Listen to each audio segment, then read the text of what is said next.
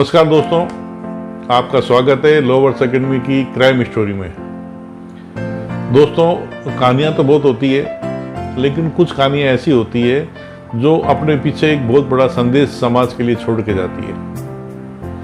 और अगर समाज उस संदेश को समझ ले, उस पर अमल कर ले, तो बहुत से जीवन बच सकते हैं और उनकी इस प्रकार की क्राइम स्टोरियाँ ना बनकर उनकी ज़िंदगी की सुंदर स्टोरियाँ बन सकती है। तो दोस्तों, ऐसी ही कहानी लेकर मैं आपके समक्ष आज प्रस्तुत हूँ। तो शुरू करते हैं अपनी ये कहानी। चलते हैं बेंगलोर। बेंगलोर एक आईआईटी का हब, कंप्यूटर शिक्षा का बहुत बड़ा सेंटर, मेडिकल शिक्षा का बहुत बड़ा सेंटर और बहुत ही भव्य नगर बेंगलुरु। वहाँ एक परिवार रहता था। उनकी बड़ी बेटी जो है डॉक्टर थी, डॉक्टर निकिता। उनकी उन्होंने शादी कर दी। अब उनकी एक छोटी बेटी थी, उसका नाम था कृतिका। तो माँ बाप को कृतिका को भी पढ़ाना था और वो ये चाहते थे कि जैसे बड़ी बहन डॉक्टर है तो छोटी बेटी भी डॉक्टर बने। और जो छोटी बेटी थी कृतिका, वो पढ़ने में भी बहुत होशियार थी। तो उसका एडमिशन भी जो है एमबीबीएस में कराया गया। कृतिका ने खूब मेहनत की और बहुत ही अच्छे अंकों से उसने एमबीबीएस पास किया। एमबीबीएस के बाद में कृतिका ने एमडी की।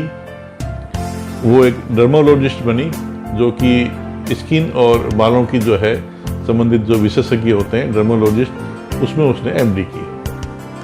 अब चूंकि एमबीबीएस हो गई, एमडी हो गई, डॉक्टर बनने का सपना पूरा हो गया, तो अब आगे क्या करना। माँ बाप का यही लक्ष्य रहता है कि अब बेटी की शादी करना। और शादी भी अगर डॉक्टर लड़का मिल जाए तो दोनों का जॉब एक जैसा हो जाए तो बहुत अच्छा रहेगा। तो डॉक्टर लड़के की जो है तलाश शुरू हुई और उन्हें तलाश करते समय एक डॉक्टर मिले, डॉक्टर महेंद्र रेड्डी, जो भी युवा थे और उन्होंने भी एमडी कर रखी थी और वो गैस्ट्रो सर्जन थे।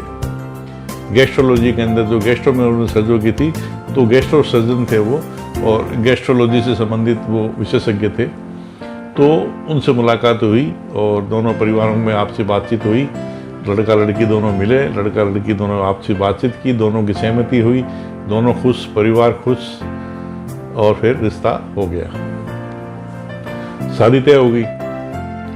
अब शादी से पहले आजकल के युवा युवती में एक विशेष परंपरा शुरू हो गई है कि हमें प्री वेडिंग शूट करवाना है।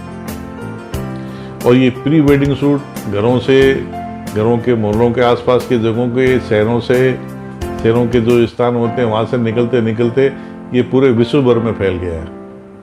कोई मॉरिशस जाके अपनी प्री वेडिंग करवा रहा है, कोई बैंकॉक जाके अपनी प्री वेडिंग करवा रहा है, कोई स्विट्जरलैंड जा रहा है। ये लोग, इनको भी प्री वेडिंग शूट करवाना था, तो इन्होंने जो है जम्मू कश्मीर चुना। माँ बाप के पास पैसे की कोई कमी नहीं थी, अपनी बेटी से बहन था, वो प्यार करते थे, तो उन्होंने खर्चे की कोई परवाह नहीं की। उन्होंने जम्मू कश्मीर भेजा और जम्मू कश्मीर के जो 10 बेस्ट जो लोकेशन हैं इस प्रकार की शूटिंग के लिए, वहाँ इनकी जो है प्री वेडिंग शूट इनका किया गया, जो कि सोशल मीडिया पे बहुत ही पॉपुलर हुआ, जिसकी झलक आप इस वीडियो में देख रहे हैं। थोड़ी सी ये बड़ा छाया रहा सोशल मीडिया पे, हो सकता है आज भी उपलब्ध हो, आप देख सकते हैं।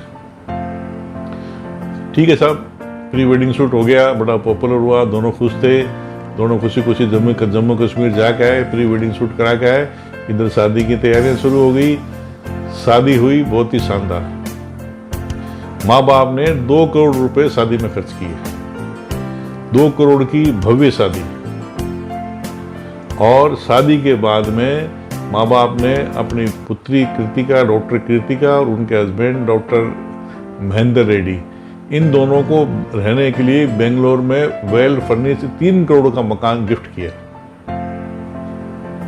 तो भव्य शादी हुई, 2 करोड़ की आलीशान, बड़े बड़े मेहमान आए, 3 करोड़ का बंगला वेल फर्निश्ड रहने के लिए, और क्या चाहिए।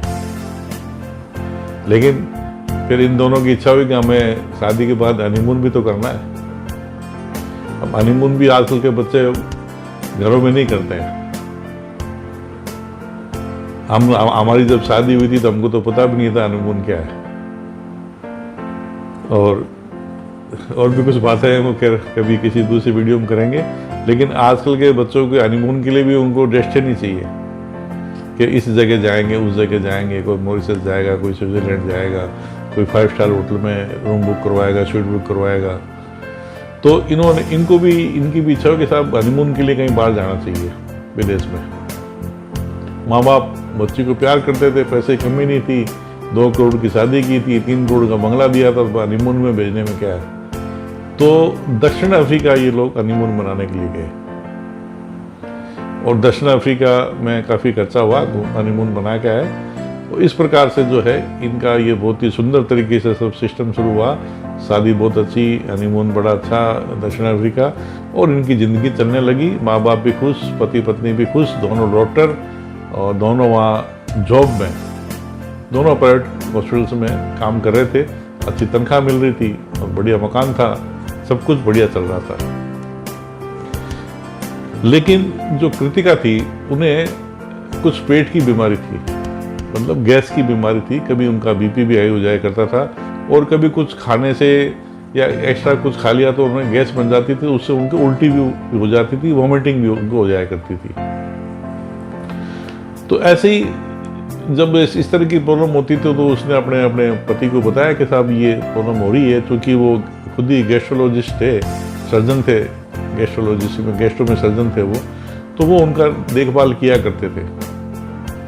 और कई बार वो उन्हें कुछ इंजेक्शन भी दिया करते थे, दवाई भी दिया करते थे, तो कई बार वो ठीक भी हो जाया करती थी। लेकिन ये बीमारी पूरी तरह से गई नहीं थी। इनके जब विवाह हुआ था वो 26 मई 2024 को हुआ था, और 2025 मई के अंदर इनकी पहली शादी की एनिवर्सरी होने वाली थी।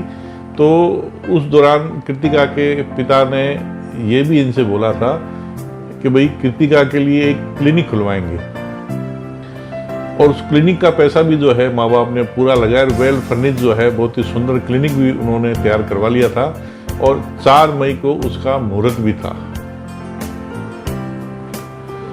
इस दौरान कृतिका की तबीयत थोड़ी ज़्यादा खराब होने लगी, तो 22 अप्रैल 2025 को डॉक्टर महेंद्र रेड्डी जो है अपनी पत्नी कृतिका को लेके अपने ससुराल आ गए, मतलब कृतिका के माँ बाप के घर आ गए, और उसको वहाँ छोड़ दिया कि भाई इसकी तबीयत ठीक नहीं है, तो वो हॉस्पिटल वगैरह जाते हैं तो उनकी देखभाल हो जाएगी, और वो खुद भी उनके साथ रहने लगे। तो 22 और 23 2 दिन उनके वो साथ ही थे, 2-3 दिन वो साथ ही रहे थे, और उनके वो खूब देखभाल भी कर रहे थे, उन्हें इंजेक्शन भी दे रहे थे, दवाएं भी दे रहे थे, जब भी दर्द होता वो इंजेक्शन लगा देते।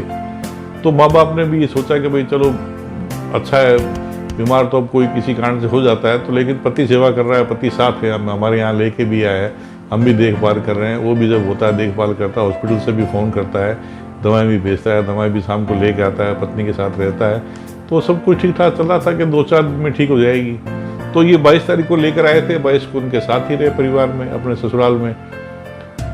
24 तारीख को 24 अप्रैल 2025 को अचानक कृतिका की तबीयत ज़्यादा खराब होगी, तो उसे जो है पास के अस्पताल में ले गए, और दुर्भाग्यवश जो है डॉक्टरों ने कृतिका को मृत घोषित कर दिया। बहुत बड़ा हादसा। शादी का 1 साल भी पूरा नहीं हुआ था, पहली एनिवर्सरी होने वाली थी, क्लिनिक खोलने वाली थी वो अपना हेयर एंड स्किन का, लेकिन अचानक ये बहुत बड़ा वज्रपात जो है इस परिवार पे हो गया। अब परिवार को समझ नहीं आ रहा था ये क्या हो गया। डॉक्टर महेंद्र रेड्डी जो है वो रो रो के बेहाल हो रहे थे, बड़ा कोहराम मचा, परिवार के लोग आए, रिश्तेदार आए, सब आए कि भाई ये क्या हो गया। कोई इसको मानने को तैयार नहीं था, किसी को ऐसी घटना पे विश्वास नहीं हो रहा था कि कल तक जो बच्ची हंसी खुशी साउथ अफ्रीका घूम के आई, अच्छा जीवन चल रहा था, दोनों यंग डॉक्टर थे, एकाएक ये क्या हो गया। कोई ऐसी बीमारी भी नहीं थी, गैस की बीमारी थी, बीपी की बीमारी थी, कोई ऐसी हार्ड एंड फास्ट बीमारी नहीं थी जिससे इस प्रकार के बारे में कल्पना की जा सके, लेकिन ऐसा हो गया। इस प्रकार की घटना होगी तो उनकी बड़ी बहन निकिता भी वहाँ पहुंची, सभी परिवार के लोग पहुंचे। अब चूंकि ये संदिग्ध अवस्था में मृत्यु हुई थी, तो एमएलसी केस जो है वो डॉक्टरों ने कहा कि भाई एमएलसी केस हो गया है तो इनका पोस्टमार्टम कराना पड़ेगा बॉडी का। अब घटना तो दुर्भाग्यवश होगी जो हो गई है, लेकिन अब आगे की कार्रवाई तो करनी पड़ेगी। तो ये तय हुआ कि इनका पोस्टमार्टम करवाना चाहिए। लेकिन महेंद्र रेड्डी ने उस समय थोड़ा मना किया कि भाई, रेड्डी ने पहले तो मना किया कि भाई पोस्टमार्टम की आवश्यकता नहीं है, मैं खुद डॉक्टर हूँ, मेरे को पता था, इलाज किया, कोई ऐसी बात है नहीं। और जो कृतिका के माँ बाप थे, उनकी खुद के घर पे वही बेटी थी, उनके सामने उसका इलाज चल रहा था, पति भी इलाज कर रहा था, वो लोग भी अपने हर संभव उसके इलाज करवा रहे थे, उनको भी कुछ संगीन चीज़ लगी नहीं, तो उन्होंने भी कहा कि भाई पोस्टमार्टम कराने की क्या आवश्यकता है। लेकिन कृतिका की जो बड़ी बहन है डॉक्टर निकिता, उन्होंने कहा कि नहीं, वो अड़ गई कि नहीं, पोस्टमार्टम तो करवाना चाहिए। जबकि उन्होंने बोला कि शक मुझे भी नहीं है, संदेह हमें भी नहीं है, लेकिन चूंकि एक परंपरा है और संदिग्ध अवस्था में है, तो क्या दिक्कत है करवाने में। अब शरीर तो जो नश्वर है, मृत्यु तो हो चुकी है, तो पोस्टमार्टम कराने में क्या दिक्कत हो, तो पोस्टमार्टम करवा लेना चाहिए। तो आखिरकार डॉक्टर निकिता की बात को मानकर पोस्टमार्टम की प्रक्रिया शुरू हुई। अब जो पोस्टमार्टम जो होता है पोस्टमार्टम रूम में, अब वहाँ ये डॉक्टर साहब जो है, डॉक्टर महेंद्र जो है, ये वहाँ जाने लगे कि भाई मैं भी देखना चाहता हूँ पोस्टमार्टम हो रहा है उसका। तो वहाँ के डॉक्टरों ने और पुलिस ने मना किया कि भाई आप बाहर जाइए, आप इस प्रक्रिया में आपका कोई रोल नहीं है। तो उन्होंने बोला मैं भी डॉक्टर हूँ, तो मैं अगर देख लूँ तो क्या फ़र्क है पोस्टमार्टम रूम में। तो उन्होंने बोला कि आप गैस्ट्रोलॉजिस्ट हैं, आप गैस्ट्रो सर्जन हैं, ये मामला अलग है, इसके डॉक्टर अलग होते हैं, इसकी प्रक्रिया अलग होती है। तो उन्हें मना किया, लेकिन वो बार बार उस रूम में जाने की कोशिश कर रहे थे। ये थोड़ा सा एक अजीब सा लोगों को लगा, लेकिन फिर लोगों ने ये समझा कि भाई चलो कोई नहीं, ये अपनी पत्नी की अचानक मृत्यु से बदहवास हो गए हैं, इनका अपने आप पे नियंत्रण नहीं है।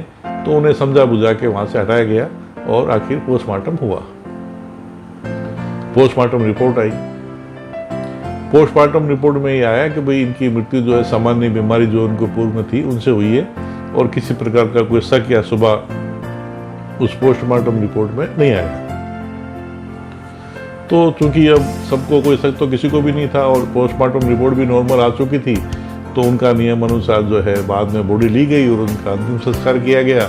और जो भी अंतिम संस्कार के बाद 12-13 दिन अपने अपने धर्म के हिसाब से जो कार्यक्रम होते हैं वो संपन्न हुए और सब कुछ सामान्य रहा, और सामान्य जीवन जो धीरे धीरे चलना शुरू हो गया।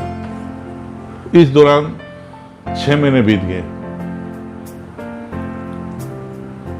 और डॉक्टर महेंद्र भी जो है वो उस जगह से, बेंगलोर से जो है पास में एक दूसरी जगह है वहाँ चले गए। उन्होंने वहाँ अपना क्लिनिक खोल लिया या किसी प्राइवेट हॉस्पिटल में वो वहाँ काम करने लग गए और सब कुछ सामान्य चल रहा था। वो अपना काम कर रहे थे, माँ बाप भी अब धीरे धीरे इस सब सदमे को भूलने की कोशिश कर रहे थे कि ये घटना वो भूल जाएं।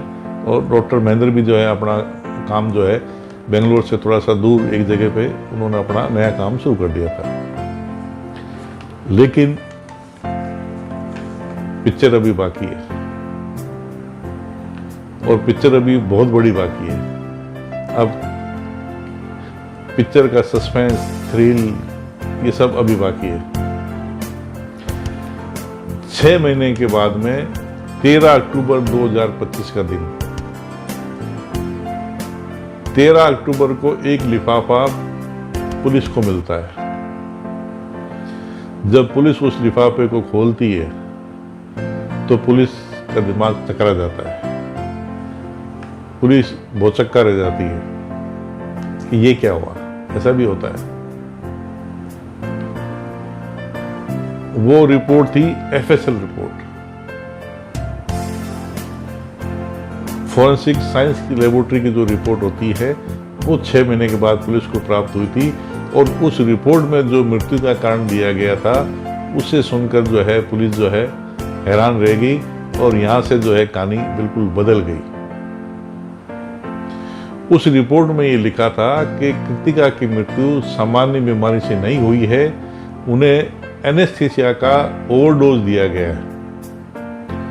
तो एनेस्थीसिया के ओवरडोज से उनकी मृत्यु हुई है। अब पुलिस के सामने सबसे बड़ा प्रश्न ये था कि भाई एनेस्थीसिया उसके शरीर में कहाँ से आया, क्योंकि एनेस्थीसिया तो अगर कोई आदमी हॉस्पिटल में भर्ती होता है तो उसका ऑपरेशन किया जाता है, कोई चीर फाड़ की जाती है, तो उससे पहले उसको बेहोशी के लिए दिया जाता है, या अन्य किसी अवस्था के अंदर अगर ऑपरेशन थिएटर में या ऑपरेशन संबंधित कोई ट्रीटमेंट है, कोई सर्जरी है, तब दिया जाता है। अब ना तो वो हॉस्पिटल में भर्ती थी, ना उसकी कोई सर्जरी हुई, तो ये एनेस्थीसिया उसके शरीर में कहाँ से आ गया? वो तो घर पे थी, उसके माँ बाप के पास में थी, उसका पति भी वहाँ था, तो एनेस्थीसिया शरीर में कहाँ से आया बिना सर्जरी के, बिना हॉस्पिटल में एडमिट हुए? तो यहाँ से ये कहानी शुरू हुई कि अब पुलिस ने इन्वेस्टिगेशन करना शुरू किया। तो इन्वेस्टिगेशन करना शुरू किया, रिकॉर्ड चेक करने शुरू किए कि क्या स्थिति चल रही है, तो फिर ये कहानी एक अलग ही शुरू हो गई और ये क्राइम स्टोरी यहाँ से इसका बनना शुरू हुआ। तो ये जो एफएसएल रिपोर्ट आई है, इसकी विसरा की रिपोर्ट थी। कृतिका का जो विसरा लिया गया था पोस्टमार्टम के समय, उसकी रिपोर्ट थी। तो मैं थोड़ा सा आपको इस चीज़ की जानकारी दे दूं कि विसरा रिपोर्ट क्या होती है। दोस्तों, जब पोस्टमार्टम करते हैं तो पोस्टमार्टम तो शरीर का जो शरीर के अंग होते हैं उनकी जांच की जाती है। सामान्य क्या स्थिति थी, क्या बीमारी थी, उस समय ये देखा जाता है, और कितनी शरीर में क्या चोटें आई हुई थी, चोटों का क्या कारण था, उन चोटों का क्या इफेक्ट हुआ, ये सब चीज़ें जो है पोस्टमार्टम में देखी जाती है। लेकिन सूक्ष्म रूप से अगर कोई पॉइजन दिया गया है, सूक्ष्म रूप से कोई पदार्थ दिया गया है, कोई लिक्विड दिया गया है, तो उसकी जांच जो है उस समय पोस्टमार्टम में नहीं हो पाती है। पोस्टमार्टम में तो जो दिखती चीज़ें होती है, जो दिखाई दे रही है कोई, तो उन सब चीज़ों की जांच तो हो जाती है। कोई चोट लगी हुई है, कोई घाव लगा हुआ है, कोई वेपन अंदर शरीर में, कोई गोली शरीर में, कोई आर्टिकल शरीर में रह गया है, तो ये सब तो डॉक्टर उस समय देख सकते हैं। लेकिन उसके जो शरीर में लिक्विड होते हैं, लिक्विड पदार्थ होते हैं, उनके लीवर में, आंतों में, फेफड़ों में, जो शरीर के अंग होते हैं, उनमें जो लिक्विड होता है, जो उन्होंने खाया था या पिया था, और या उनके शरीर में एब्जॉर्ब हो रखा है, शरीर में इकट्ठा हुआ है, वो क्या है, उसमें क्या क्या चीज़ें हैं, उसमें क्या मिला हुआ है, ये पोस्टमार्टम रिपोर्ट में प्राप्त करना या इसको समझना या इसको जानना संभव नहीं होता है। तो क्या होता है कि पोस्टमार्टम के समय जो शरीर में लिक्विड पाए जाते हैं शरीर के अंगों में, फेफड़े में, लीवर में, किडनी में, या जहाँ भी डॉक्टर समझते हैं उचित कि ये संदिग्ध है, या इस जगह पर्टिकुलर कुछ जगह होती है उनकी, डॉक्टर जो स्पेशलिस्ट होते हैं उनकी, तो कोई जैसे लीवर में, पेट में, आंतों में जो लिक्विड होता है, उस सभी लिक्विड को इकट्ठा किया जाता है, उनका सैंपल निकाला जाता है, और उस सैंपल को फिर जांच के लिए भेजा जाता है। क्योंकि डॉक्टर उस समय ये चीज़ पता नहीं कर सकते कि इस पदार्थ में क्या चीज़ है।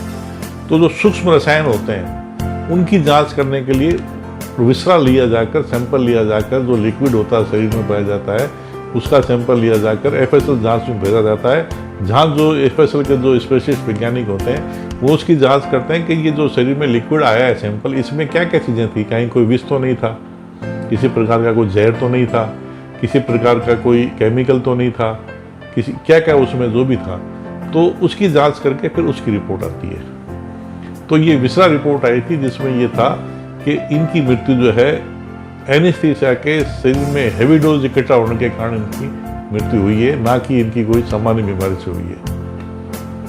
तो पुलिस के कान खड़े हो गए कि भाई घर में तो डॉक्टर साहब ही थे जो ये सब चीज़ें जानते हैं, विशेषज्ञ हैं इस चीज़ के, और ये भी उन्होंने बताया था पूछताछ के दौरान, बातचीत के दौरान, कि भाई वो इंजेक्शन भी लगाया करते थे।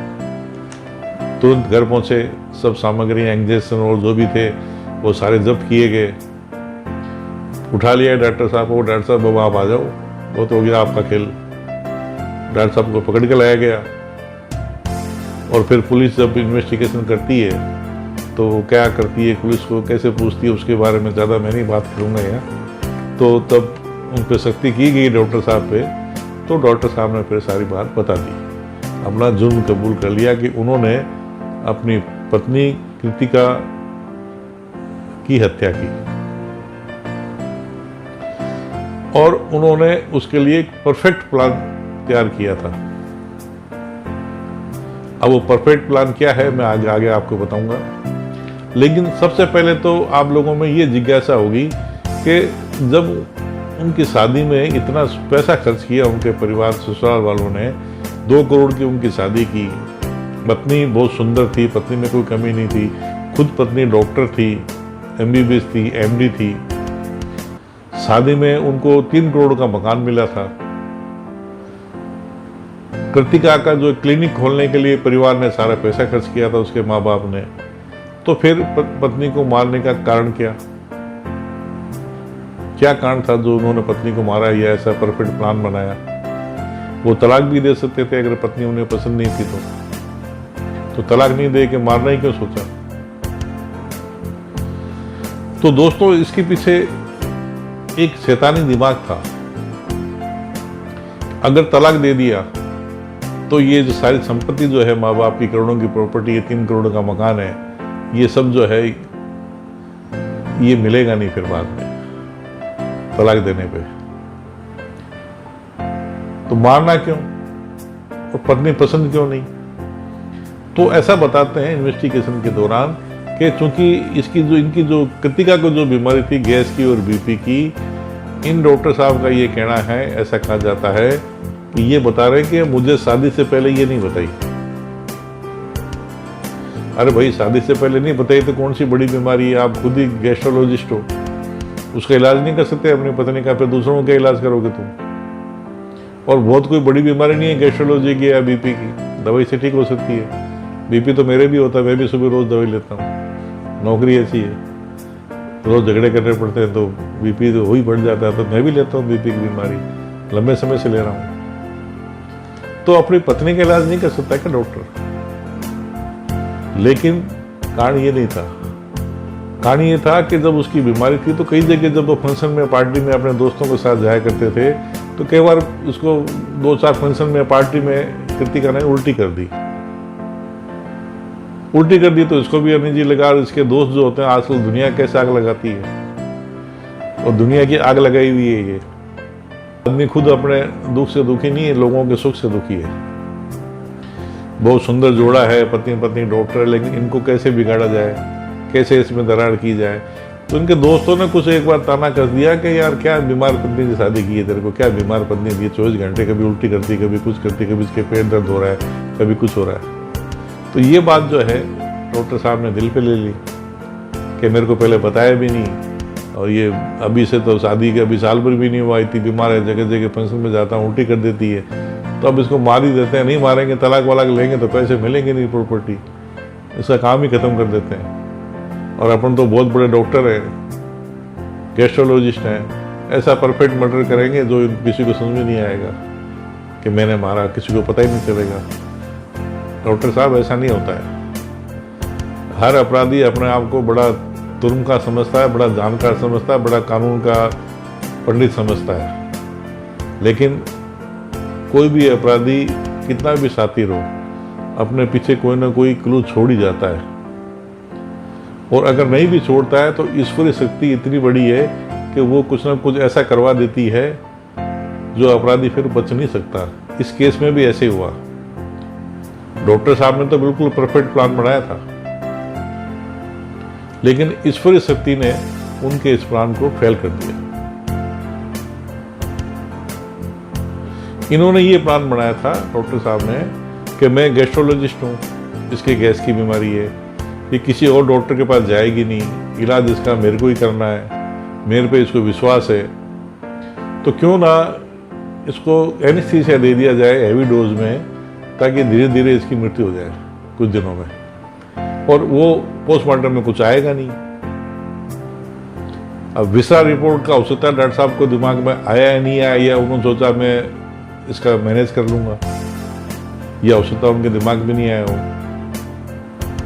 या कभी उन्होंने सुना नहीं होगा विसरा रिपोर्ट क्या होती है। तो आदमी जब अपना आपको डेढ़ होशियार समझता है ना, तो कई चीजें भूल भी जाता है वो।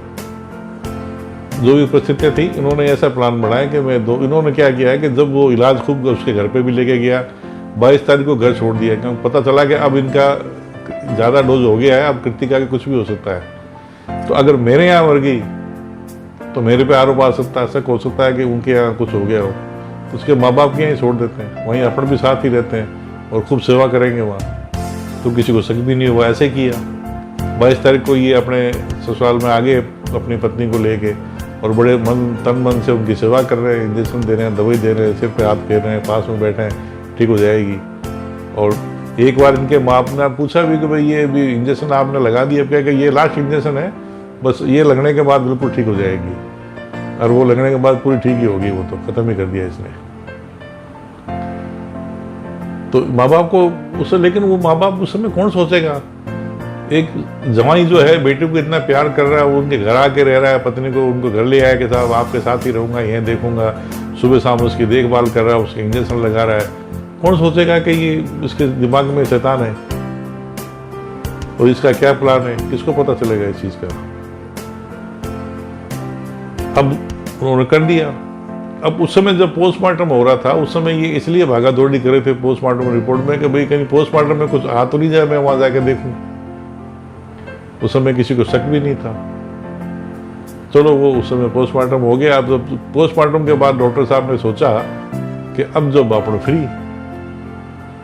अपना काम हो गया, परफेक्ट मर्डर हो गया, और वास्तव में पोस्टमार्टम में कुछ नहीं आया, सामान्य मौत थी, इसलिए अंतिम संस्कार भी कर दिया। पुलिस ने भी मामला खत्म जैसा ही कर दिया कि भाई कुछ नहीं है, खत्म हो गई बात और मामला खत्म हो गया, मर्ग दर्द हो गई, क्योंकि कुछ मिला ही नहीं। तो डॉक्टर साहब ने तो परफेक्ट मर्डर कर दिया ना। और उसके बाद इन्होंने क्या किया, इनकी जो हरकतें बाद में इन्वेस्टिगेशन में आई है वो बताती कितना बड़ा शैतान था ये मौत के बाद में इन्होंने इंस्टाग्राम के ऊपर अपना आईडी चेंज कर ली, अपना दूसरा बना लिया, उस पर कृतिका की फोटो भी हटा ली, और उसके बाद में ये कभी तमिलनाडु में घूम रहे हैं, कभी ये गोवा में घूम रहे हैं, कभी ये किसी हिल स्टेशन पे जा रहे हैं, अपनी फोटो इंस्टाग्राम में डाल रहे हैं। और जो है जो पुरानी जो इनकी दोस्त थी, महिलाएं पुरानी दोस्त थी इनकी, उनको फ़ोन कर रहे हैं, उनसे कांटेक्ट कर रहे हैं, उनको मैसेज कर रहे हैं। उसमें एक डॉक्टर भी थी जिसने इनसे तंग होके उसको किस पता नहीं क्या कारण से किया, आजकल लड़कियां ब्लॉक कर देती है बड़ा, तो उसको इन्होंने मैसेज किया। लेकिन मैसेज कैसे करे, सब जगह से ब्लॉक कर रखा सोशल मीडिया से। तो भाई लड़की ब्लॉक भी कर दे तो अगला आदमी को करना, अगर जो कोई बदमाश है, कोई पीछे वास्तव में लगा हुआ, वो तो कहीं से कर देगा मैसेज। तो उन्होंने क्या किया कि जो ये फोन पे और ये जो पेमेंट के जो ऐप होते हैं, उसमें किसी फ़ोन पे या पेमेंट के माध्यम पेमेंट जो ऐप होते हैं, उनके माध्यम से उस डॉक्टर को फ़ोन कर दिया, मैसेज कर दिया। और उसमें क्या लिखा है कि तुम्हारे कारण मैंने मेरी पत्नी को मारा है, मतलब मैं तेरे से इतना प्यार करता हूं कि मैंने तुम्हारे कारण मेरी पत्नी को मार दिया। ऐसे ऐसे ये महानुभूति थे डॉक्टर महेंद्र रेड्डी। उस लड़की ने बाद में इन्वेस्टिगेशन के दौरान ये सब चीज़ें पुलिस को पेश की। उन्होंने जो ये लिखा कि मैंने आपके कारण मेरी पत्नी को मारा, वो भी सब पेश किया गया है, वो सब इन्वेस्टिगेशन का हिस्सा है। इसी दौरान मारने का जो कारण था, उसमें एक कारण ये भी था कि जब इनके माँ बाप ने शादी की सालगिरह पे, पहली सालगिरह जो आने वाली थी 4, तो इनका जो शादी की सालगिरह के बाद में मतलब 4 मई को इनको, कृतिका को वो क्लिनिक खुलवा रहे थे अपने पैसे लगा के आलीशान। तो इस भाई ने ये बोला कि मेरे को भी हॉस्पिटल खुलवा के दो।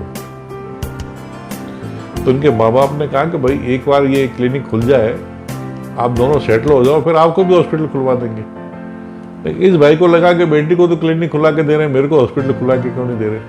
अरे भाई सारा क्या लड़की के माँ बाप ही करेंगे क्या, तो तुम क्या करोगे?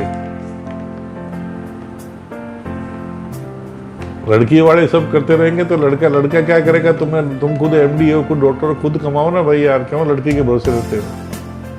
ये भी दिमाग में इनकी थी, तो ये भी कारण था कि अब इसको इलाज करना पड़ेगा, और ये परफेक्ट मर्डर का इन्होंने तय कर लिया। तो इस प्रकार ये जो इनके पूर्व के जो रिकॉर्ड थे, इनके भाई थे उनका भी आपराधिक रिकॉर्ड था, एक दूसरे भाई थे उनका भी, दो भाई थे, दोनों भाइयों का आपराधिक रिकॉर्ड था। और ये जो अपराध में इन्होंने यूज किया है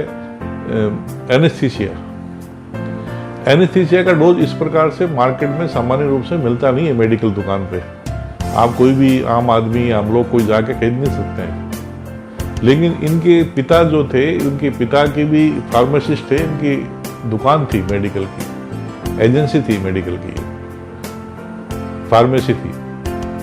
तो उससे इनको पता था कि वहाँ से मिल जाएगा, और ये खुद डॉक्टर थे गैस्ट्रो के, तो सर्जन तो है, तो सर्जन के तो काम की चीज़ें होती है, तो कोई उसको लाने में करने में भी कोई परेशानी नहीं थी।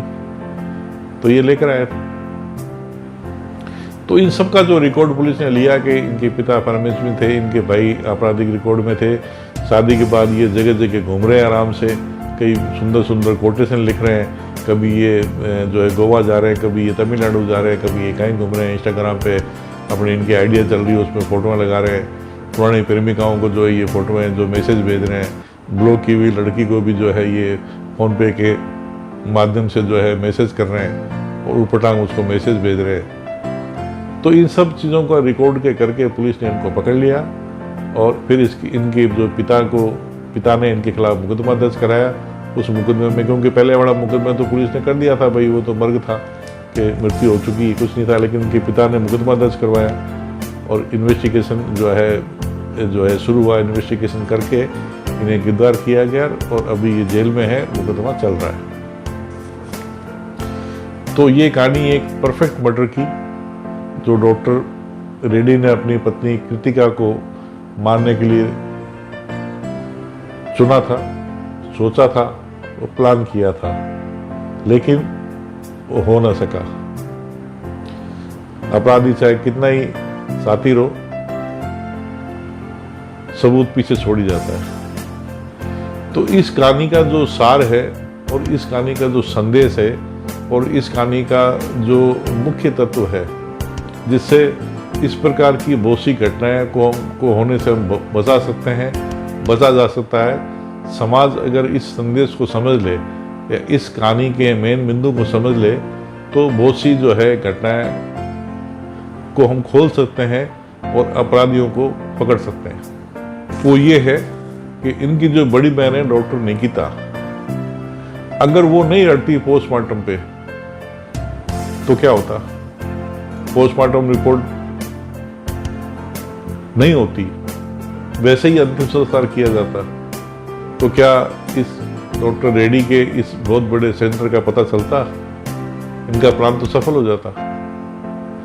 परिवार वाले सोचते कि हमारा दामाद कितना अच्छा है, कितना उसने हमारी बेटी को प्यार किया, वो अपना जो अपराध करके भी साफ बच जाता, किसी को पता नहीं चलता इस घटना का। ये उसकी बड़ी बहन ने जब अड़ गई, उससे ये चीज़ का राज खुला कि एफएसएल रिपोर्ट के अंदर ये सब चीज़ें आई और इस षड्यंत्र का पता चला।